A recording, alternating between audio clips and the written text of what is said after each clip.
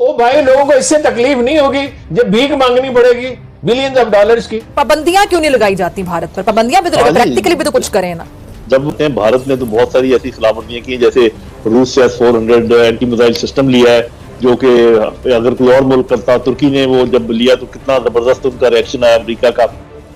हम जरा जल्दी घबरा जाते हैं, जल्दी डर जाते हैं, जल्दी सहम जाते हैं, वरना भारत जो है अपनी पॉलिसी उसने इख्तियार की रखी है, उसको फिक्र नहीं है। शायद उसकी वजह यह है कि हम माशी तौर पर बहुत कमजोर हैं। दूसरी हमारे कुछ लोग जो हैं वो एक इशारे के ऊपर एकदम ढेर हो जाते हैं। रॉ प्लानिंग कर रही है इंडियन गवर्नमेंट के कहने पे कि पाकिस्तान की टेक्सटाइल इंडस्ट्री और चमड़े की इंडस्ट्री को कैसे तबाह किया जाए, ये तो बड़ी एक्सपोर्ट्स है। फिर उनकी आप तस्वीरें देख रहे हैं, राहिल शरीफ के साथ, जनरल बाजवा के साथ देख लें, जनरल कियानी के साथ देख लें, किसी के साथ देख लें, रूठे हुए, और मोदी के साथ देख लें खिलखिला।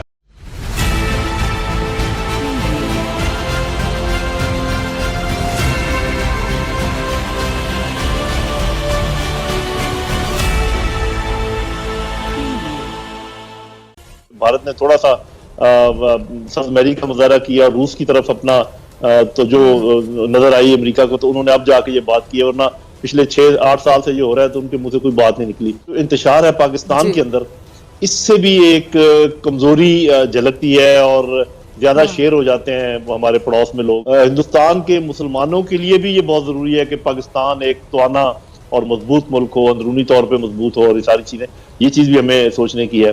तो कहते हैं तंग आमद भजंग आमद, तब वो कोई रिएक्शन करेंगे तो फिर तमाम उंगलियां हमारे ऊपर उठेंगी कि जी यहाँ से हो। पाबंदियां क्यों नहीं लगाई जाती भारत पर? पाबंदियां भी तो प्रैक्टिकली भी तो कुछ करें ना। जब वो चाहते हैं तो किसी पे पाबंदियां लगा देते हैं। भारत ने तो बहुत सारी ऐसी सलामतियां की, जैसे रूस से S-400 एंटी मिसाइल सिस्टम लिया है, जो कि अगर कोई और मुल्क करता, तुर्की ने वो जब लिया तो कितना जबरदस्त उनका रिएक्शन आया अमेरिका का।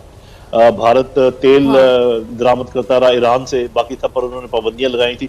तो ये तमाम मुल्क जो है ये इखलाकियात की बुनियाद पर नहीं चलते, किसी कानून की बुनियाद पर नहीं चलते, ये अपने इंटरेस्ट की बुनियाद पर चलते हैं, धौंस की बुनियाद पर चलते हैं। तो ये चीजें मेरा ख्याल है कि हमारी लीडरशिप भी समझती है, समझनी चाहिए अगर नहीं समझती।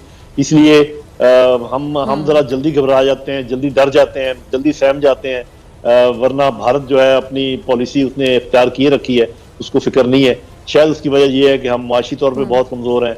दूसरी हमारे कुछ लोग जो हैं वो एक इशारे के ऊपर एकदम ढेर हो जाते हैं। उनकी अदलिया, उनकी फौज, उनकी पुलिस, उनके बाकी इदारे वो बिल्कुल साथ दे रहे हैं मोदी के, और उसकी वजह यह है कि वहाँ पर भी काफ़ी पोलिटिसाइजेशन है अदारों के अंदर, और उसकी वजह से वो सारे देखते हैं वज़ीर आज़म की तरफ, और जो जिस रुख पे वो चलें सभी उसके साथ चलते हैं।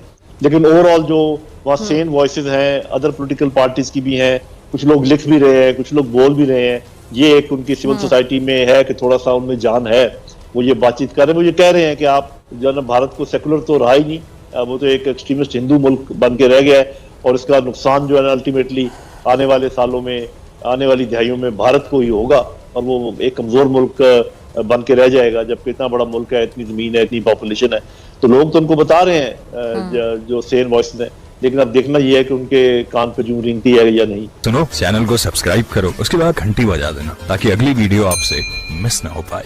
Thank you.